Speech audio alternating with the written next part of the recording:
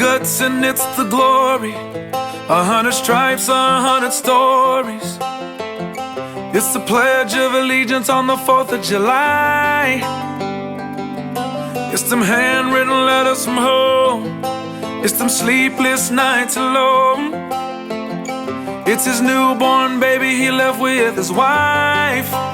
Mr. Red, White, and Blue, lay down, here's a line. Mr. Red, White, and Blue, for these stars and stripes.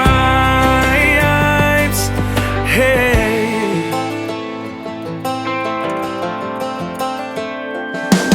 from the fields of Indiana to the swamps of Louisiana, to the golden coast of California, Uncle Sam's the only family he's got.